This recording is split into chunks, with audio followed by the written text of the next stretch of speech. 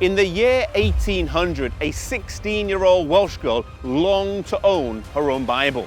She'd been saving up her pennies from the age of 10, and finally she had enough to buy her own Bible. Mary was from a poor family, and there were many other things she could have spent her money on, such as a pair of shoes, but she really wanted a Bible in her own language. The problem was, though, the nearest one was 28 miles away. And undeterred by the distance and her lack of shoes, she set off from her home right here and walked through the valleys to the town of Bala.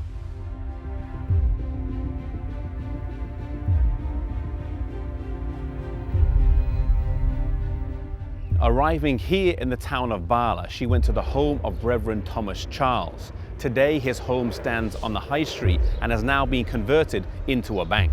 He was so inspired by her story that he sold her 3 Bibles for the price of 1. One of those today is in the National Library in Wales, and another one is at Cambridge University's library.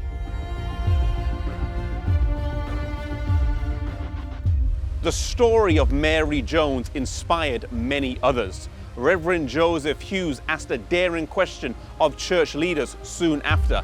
If for Wales, why not for the kingdom? And if for the kingdom, why not for the world?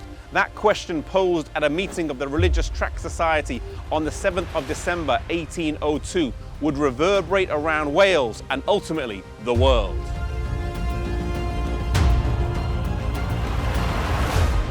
Captured by the vision of the Bible being readily available in the language of the people, William Wilberforce and other members of the Clapham sect sprang into action.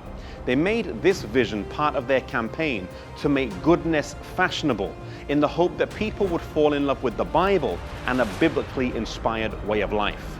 At a meeting on the 7th of March 1804 of around 300 people in the London Tavern, which used to stand near here on Bishopsgate, William Wilberforce and the campaigning groups he was a part of formed the British and Foreign Bible Society, now known as the Bible Society. In the last 200 years, they have gone into over 200 different countries with God's Word. Soon after this society was formed, in 1816, the American Bible Society was formed in New York City.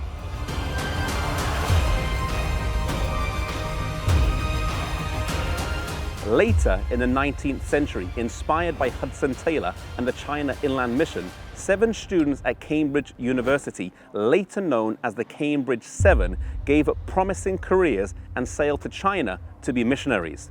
Their influence inspired many others, causing the number of missionaries in China to swell from 165 in 1885 to 800 just 15 years later, approximately 1/3 of the Protestant missionary force.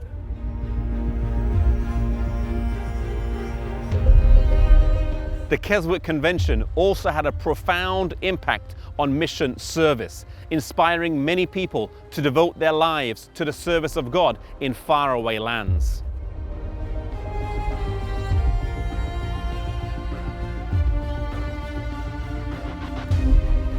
As the Dark Ages came to a close and the light of God's Word was beginning to shine, Daniel 12 verse 4 was being fulfilled.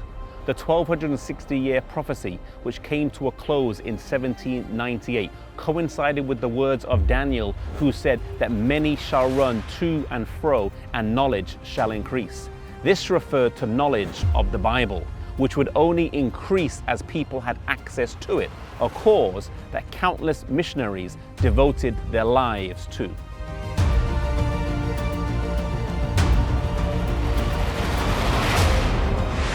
Today, mission service may not be as cutting edge as it was back then, or the Bible as new, but the need for both is still vital. The Great Commission still applies today. There are countless people who have never heard of the Bible and who have no idea what Christianity is. Maybe God is calling you to be a missionary, to leave your home, your place of comfort, and fly away to a different land and be a missionary for God there where people have not heard of Him yet. May we treasure God's Word as did Mary Jones, and may we go wherever God calls us.